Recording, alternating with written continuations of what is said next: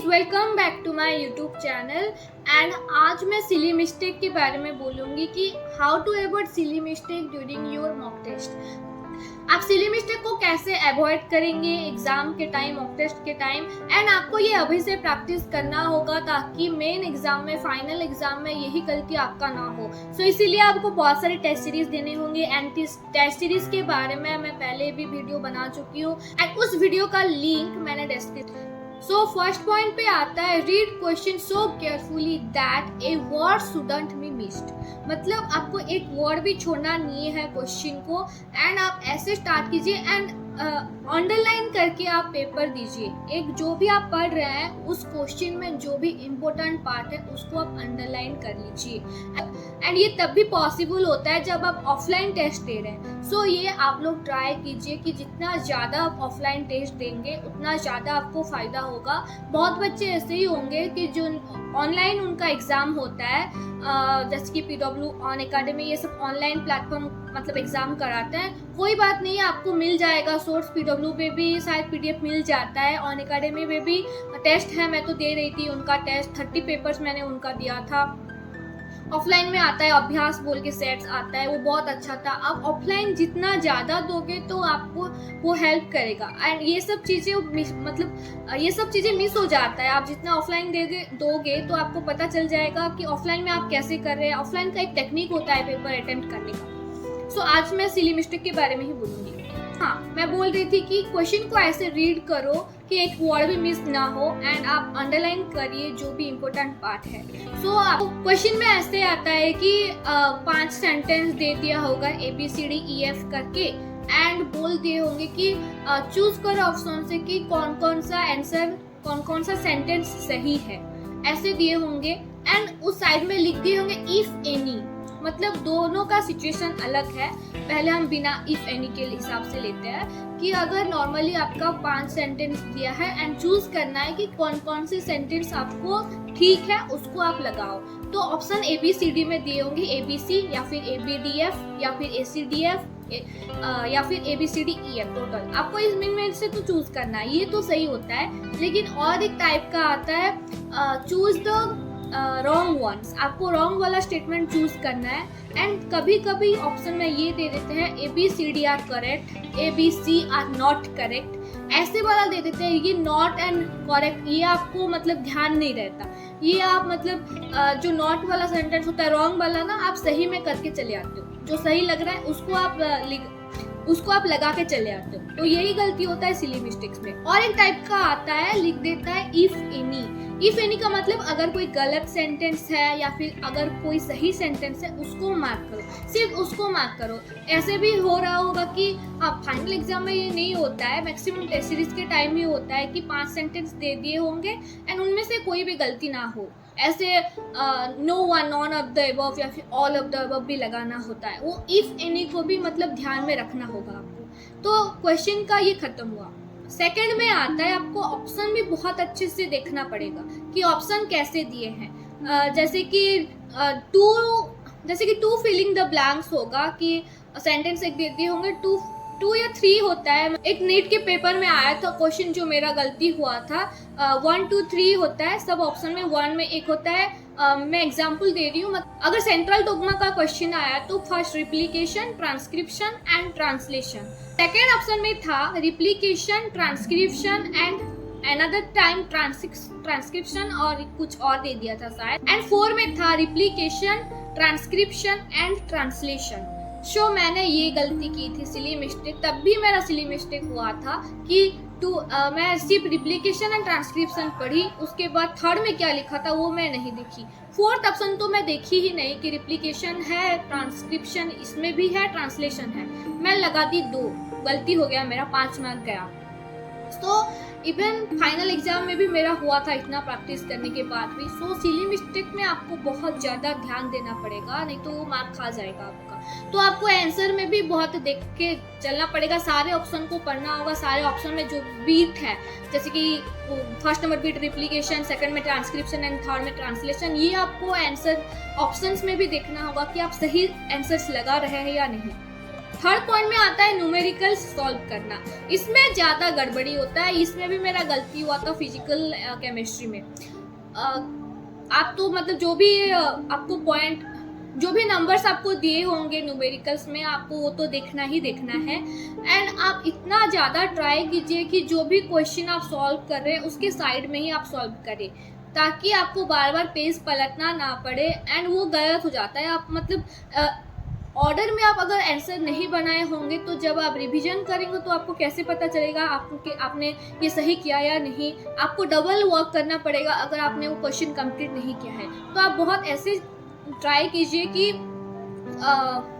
आप ऐसे ट्राई कीजिए कि आप वो क्वेश्चन के पास ही अपना आंसर बना रहे होंगे, तो जब भी आप रिवीजन करेंगे आप फट से देख सकते हैं आपने वो सही किया या नहीं। सो न्यूमेरिकल्स में आपको ये देखना होगा, क्वेश्चन में एक मतलब दिया होगा 159, बट आप वैल्यू डाल रहे हैं 157 या वो 197 हो जा रहा होगा। सो ये आपको भी देखना है कि आप वैल्यू क्या पुट कर रहे हैं एंड आप सही में सॉल्व कर रहे हैं या नहीं। यही गलती होता है। टाइम में यही गलती हुआ था। मैं हमेशा सोचती थी कि कैलकुलेशन में मेरा कभी प्रॉब्लम नहीं होता, लेकिन केमिस्ट्री में मेरा कट गया। फिजिकल केमिस्ट्री में मेरा यही न्यूमेरिकल में प्रॉब्लम आया था। शायद मेरा सेकंड क्वेश्चन था, वो लंबा चौड़ा था कैलकुलेशन प्रॉब्लम। एंड यही 9 को 7, 7 को 9, ऐसे कुछ गलती होने से मेरा वो गलती हो गया। सो आपको कैलकुलेशन ध्यान रखना चाहिए। मैं तो कैलकुलेशन में ओवर कॉन्फिडेंट हो जाती हूँ, इसलिए मेरा वो गलती हुआ। सो आपको यही गलती नहीं करना है। न्यूमेरिकल्स में अच्छे से देख लीजिए, जब भी आप रिवीजन कर रहे होंगे पेपर के, फिर से आप देख लीजिए कि आप कैलकुलेशन सही किए या नहीं एंड वैल्यू पुट सही किए या नहीं। ये आपको बहुत ध्यान देना पड़ेगा, नहीं तो आपका न्यूमेरिकल्स में मार्क्स घट जाएगा। एंड फोर्थ पॉइंट में आता है रिवीजन। ये सबसे ज्यादा इम्पोर्टेंट चीज है। आप जब भी पेपर सॉल्व करते हैं उस पेपर का 2-3 बार, मैक्सिमम तो 2 बार, मिनिमम तो 2 बार आपको देखना ही है कि आपने जो किया है वो सही किया या नहीं, या फिर ऐसे ही कर दिया होगा। बहुत लोगों का टाइम में प्रॉब्लम होता है, वो लोग सोचते हैं कि हमारा तो एक बार भी कंप्लीट नहीं हो रहा है, हम 2 बार कैसे रिवीजन करें उसका। तो ये आपको प्रैक्टिस से ही आएगा, कोई भी एक दिन से नहीं आता है ये सब। हम लोग भी जब भी प्रैक्टिस करते थे पहले दिन कोई भी ये नहीं करता था कि उसके मतलब 2 घंटे में पेपर खत्म एंड 1 घंटे में रिवीजन। ये जितना ज़्यादा प्रैक्टिस करोगे आपका स्पीड उतना बढ़ेगा, स्पीड के साथ एक्यूरेसी उतना बढ़ेगी। देन आप 2 बार अटेम्प्ट कर सकते, मतलब 2-3 बार आप देख सकते हैं पेपर, आपने क्या सही किया, क्या गलत किया, क्या ऑन अटेम्प्टेड क्वेश्चन है आपका। इफ आप 1 घंटा 45 मिनट या फिर 2 घंटा या फिर 2 घंटा 15 मिनट भी ले लो, आप मैक्सिमम 85 to 90% तो क्वेश्चन सॉल्व कर दिए होंगे। पहले आप ये देखो, शुरुआत से देखो कि आपने क्या क्या सही किया, मतलब देख लीजिए कि आप जो सही किया वो सही किया या नहीं। मैं तो ऐसे करती थी कि मैं पहले देख लेती थी क्या क्या मेरे से नहीं हुआ, मैं उसको पहले देखती थी, उसको सॉल्व करने में ट्राई करती थी। एंड हाँ, ये प्रॉब्लम होता है कि मतलब डर लगता है कि सॉल्व नहीं हुआ तो क्या हुआ, सॉल्व करने के टाइम लग रहा होगा छूट जाएगा तो क्या होगा। मैं अगर दूसरा मतलब जो सही किया, मतलब जो अटेम्प्टेड क्वेश्चन है वो सही किया कि नहीं, अगर नहीं दिख पाई तो क्या हुआ। उस चक्कर में ना जो ऑन अटेम्प्टेड होता है वो गलत हो जाता है, आपका दिमाग काम ही नहीं करता। अटेम्प्ट कैसे करना है, कैसे हैंडल करना है, इसके ऊपर वीडियो बनाऊंगी मैं, लेकिन बोल रही हूँ कि उस टाइम में प्रॉब्लम क्या होता है। आप उसके हिसाब से एनर्जियस हो जाते हो एंड गलत कर जाते हो, आपका दिमाग ही काम नहीं करता ऑन अटेम्प्टेड क्वेश्चन को सॉल्व करने के लिए। सो रिलैक्स रहिए एंड ऑन अटेम्प्टेड क्वेश्चन को पहले देखिए कि वो क्वेश्चन पूछा क्या, कैसे उनको सॉल्व करना है। मैं तो ऐसे करती थी, पहले ऑन अटेम्प्टेड करती थी। आपकी मर्जी, आपको किस हिसाब से करना है। पहले आप रिविजन करते हो देन ऑन अटेम्प्टेड करते हो, ये आपके ऊपर डिपेंड है, आपको जैसे सही लग रहा है। एंड हाँ, आप अभी से आपको देखना पड़ेगा ना कि मतलब आप कैसे हैंडल करते हो। 2 बार ट्राई कर सकते हो कि पहले देखो, ऑन अटेम्प्टेड करो, उसके बाद रिवीजन करो कैसा लग रहा है। देन आप टेस्ट कर सकते हो कि पहले आप देख रहे हो क्या क्या सही हुआ, क्या क्या नहीं, कैसे हो रहा है। एक बार रिवीजन हो गया, उसके बाद ऑन अटेम्प्टेड करते हो, फिर देखते हो, एक बार फिर रिवीजन कर देते हो सारे के। ऐसे भी आप लोग कर सकते हैं। सो जब भी आप मतलब क्वेश्चन प्रैक्टिस स्टार्टिंग से कर रहे हो ना, जब भी फर्स्ट टाइम अटेम्प्ट कर रहे हो तो मार्क्स कर लो डिफरेंट टाइप ऑफ, किसमें राइट दे दो, कि हाँ ये थोड़ा डाउट है, मेरे को फिर से अच्छे से देखना है, या फिर राउंड कर दो, ये मेरे से सॉल्व नहीं हुआ, तो आपको ढूंढने में दिक्कत नहीं होगा।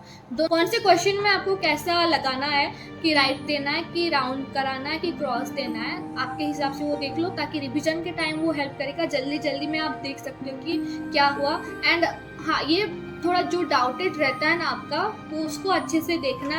एंड 2 ऑप्शन में जो डाउट होता है वो सबसे खतरनाक होता है, ये डालूं ना ये डालूं। केमिस्ट्री में मेरा ऐसा हुआ था, एंड वो दोनों में से मैं किसी को नहीं डाली, तो मेरा गलती हो गया। तो जो 2 ऑप्शन में आपका बहुत होता है ना, तो चूज करो कि जो ज़्यादा आपको लग रहा है। एंड बहुत सारे ऐसे टाइम होता है कि क्वेश्चन देखते ही आपको एक आंसर आएगा, लेकिन जो ज़्यादा सोचते हो आप क्वेश्चन देख के, तो मतलब अगर आप देख सकते हैं कि एक क्वेश्चन आप पढ़े, उससे आपका वाइब्स आ रहा है, याद आ रहा है, लॉन्ग टर्म का मेमोरी याद आ रहा है कि ऑप्शन सी होगा।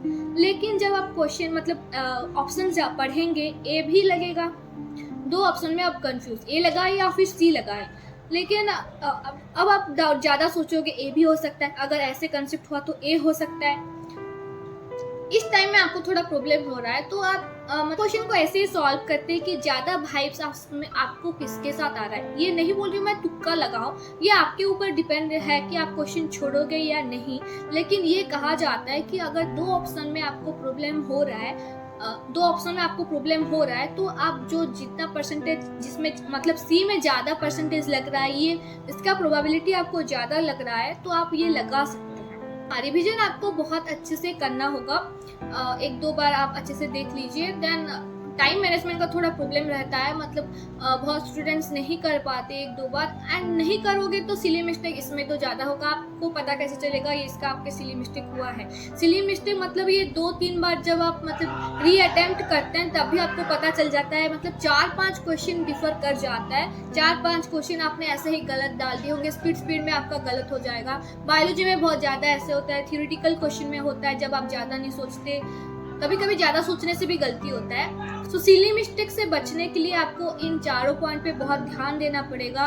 एंड इसके अलावा अगर कोई और भी टाइप का सिली मिस्टेक हो, तब आप मेरे को बता सकते हैं कि आपको टेस्ट देने के टाइम क्या क्या प्रॉब्लम होते हैं। एकेडमिक्सली मैं बोलती हूँ, नॉन एकेडमिक थिंग्स तो मैं बोलूँगी। आप पूछ सकते हैं, जो भी आपका प्रॉब्लम हो रहा है आप कमेंट में बता सकते हैं, या फिर पर्सनली मेरे को इंस्टाग्राम के थ्रू बता सकते हैं। एंड प्लीज़ जो भी मतलब हो रहा है, प्रॉब्लम सॉल्व करने के लिए कोशिश कीजिए, प्रॉब्लम रह ना जाए। जो भी प्रॉब्लम आ रहा है उसको बहुत जल्दी, कितने जल्दी आप उसको सॉल्व करते हैं वो डिपेंड करता है आप मतलब प्रिपरेशन कैसे सही कर रहे हैं, कॉन्फिडेंट हैं। सो सिली मिस्टेक दूर हो जाएगा, प्रैक्टिस से हो जाएगा। मतलब डोंट वरी कि सिली मिस्टेक कभी बंद नहीं होते। लोग सोचते हैं कि इतना प्रैक्टिस के बाद भी सिली मिस्टेक हो रहे हैं, शायद आप लोग सही से नहीं कर रहे होंगे, पेपर अटेम्प्ट सही से नहीं कर रहे होंगे, 2-3 बार उसको रिवाइज नहीं कर रहे होंगे। सो आप एक बार ऐसे कीजिए, देखिए 15 डेज 20 डेज के बाद क्या चेंज होता है। सिर्फ यही करने से नहीं होगा, वो सिली मिस्टेक में टॉपिक में भी प्रॉब्लम हो रहा होगा, किसी किसी का गलती उनका मतलब रह जा रहा होगा कि ये मेरा सिली मिस्टेक है। मैं ऐसे करती थी पहले कि वो कॉन्सेप्चुअल प्रॉब्लम होगा या थियोरेटिकल, मैं उसको ले लेती थी सिली मिस्टेक के हिसाब से, एंड खुद को दिलासा देती थी कि हाँ ये मेरा ऐसा ऐसा हुआ है, मेरा कॉन्सेप्चुअल फॉल्ट नहीं है, ये सिली मिस्टेक है, तो मेरा इसमें मार्क्स इंक्रीज हो सकता है। ऐसे गलती मत करो, नहीं तो सिली मिस्टेक को कैटेगराइज कर लो। सिली मिस्टेक क्या है, कॉन्सेप्चुअल मिस्टेक क्या है, कैलकुलेशन मिस्टेक क्या है, ये सब आपको अच्छे से ध्यान में रखना होगा। थैंक यू गाइज, एंड कोई भी प्रॉब्लम हो तो आप मेरे को प्लीज बताइए, and see you in the next video. Thank you.